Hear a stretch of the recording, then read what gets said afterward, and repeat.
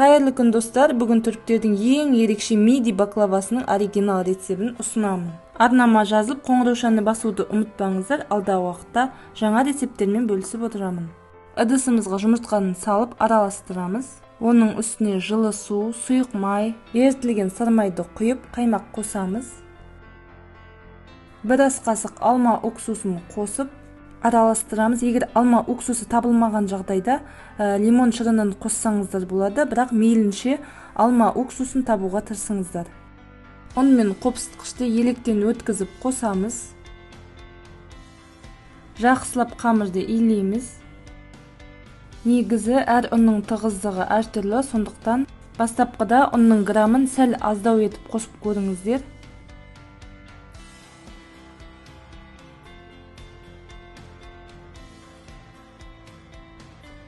Қамырды теңдей 8 бөлікке бөлеміз.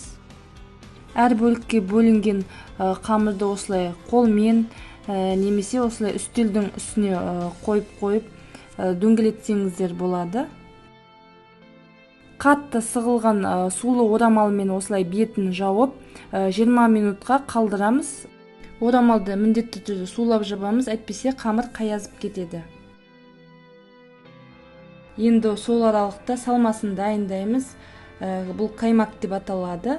Оған маннай крупа мен қантты қосып, осылай үздіксіз араластыра отырып, қою болғанша осылай қайнатамыз. Міндетті түрде үзбей араластырамыз. Кашаның бетінде тесіктер шыға бастаған кезде отты өшіреміз. Енді бұл салманы, яғни қаймақты ыдысымызға осылай құйып, тез суы үшін осындай тәрелкеге салып, салқын жерге қоямыз. Балконға қойып алсаңыздар болады. Ыдысымызға сармай мен сұйық майды салып, ерітіп аламыз.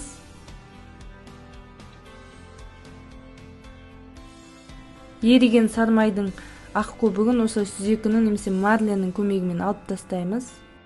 Ақ көбігін қасықпен алып тастасаңыздар да болады. Суыған салмамызды осылай қолымызбен осылай доңғалақтап аламыз. Баклаваның қамырын жүгері крахмалын себе отырып жаямыз. Басында жүгері крахмалын көбірек себесіздер.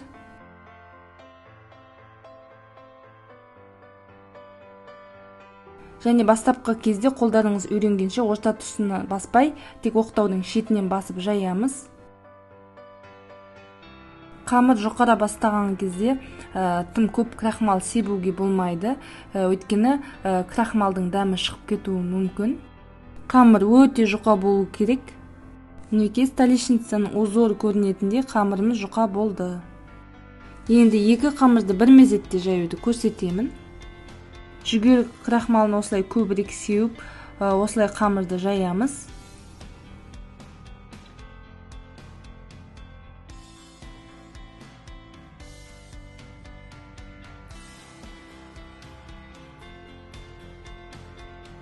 Қамырдың үстіне осылай крахмалды сеуіп, екінші қамырды қоямыз.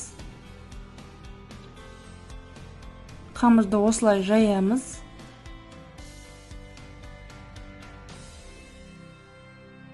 Қамыр жұқара бастаған кезде крахмал себуді тоқтатамыз.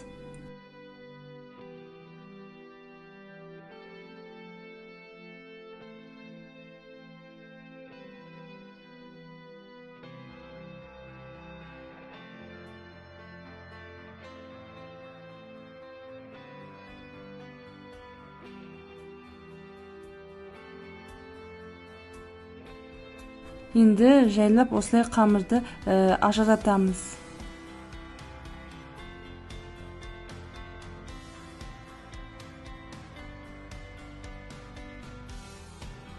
Осылай ажыратсаңыздар да болады.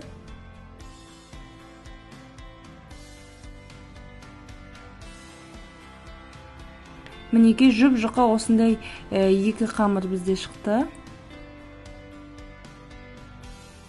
Баклаваның өрнегін шығару үшін осындай жұқа оқтау қолданыңыздар.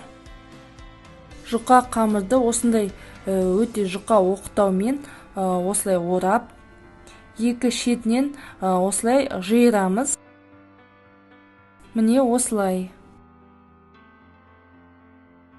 Енді қамырды жайлап ашамыз.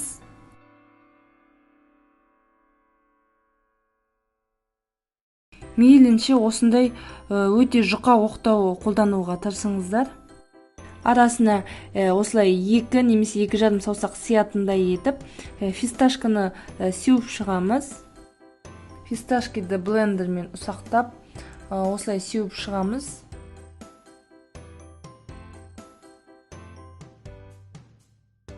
Фисташканың үстіне маннай каша салмамызды, яғни қаймақты қойып шығамыз.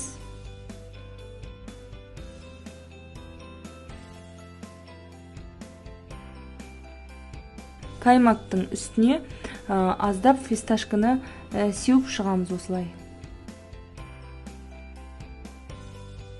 Салманың бетін осылай жауып шығамыз. Әр салманың екі жағындағы бос орынды осылай бекітіп шығамыз.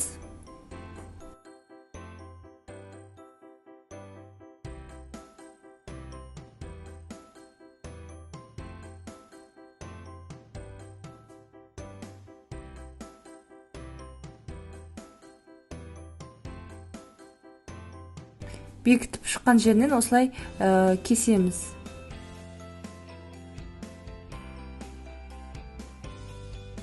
Баклаваны осылай екінші бетіне аударып, екі шетінен ұстап осылай астыға қарай басамыз осылай. Осылай басып, өрнегін шығарамыз. Осылай екінші бетіне аударып, қолмен осылай астыға қарай басамыз.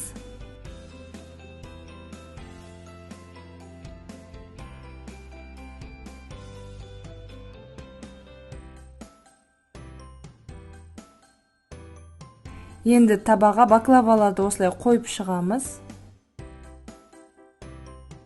Бағана ертілген сармайды осылай баклавалардың бетіне жақсылап жағып шығамыз. Осылай сармайдың мен жартысын жағып шығамын, өйткені 8 күлше баклава қамырының 4 күлшесін ғана жайдым.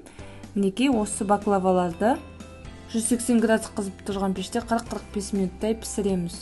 Баклаваларды пешке жіберген бойда шәрбат қайнатуға кірісеміз. Қант еріп су қайнаған бойда лимонның тілімін осылай сығып салып қайнатамыз. Шәрбаттың қоюлығын баклавалардың үстіне құйған кезде көрсететін боламын.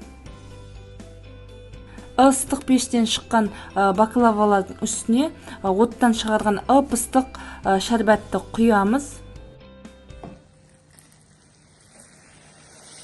Шәрбатты ыстықтай құйсаңыздар тез сіңеді.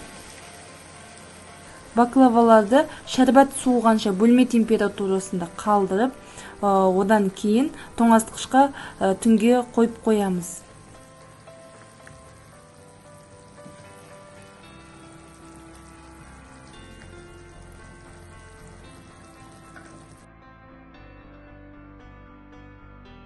Біздің шәрбатымыздың қоюлығы міне осындай болуы керек. Мінекей тура видеодағыдай тамып тұруы қажет. Міне осылай. Менің арнама тіркеліп, қоңыраушаны басып қойыңыздар. Алдағы уақытта жаңа рецепттермен бөлісіп отырамын. Сұрақтарыңыз болса, комментарийға қойыңыздар. Астарыңыз дәмді болсын.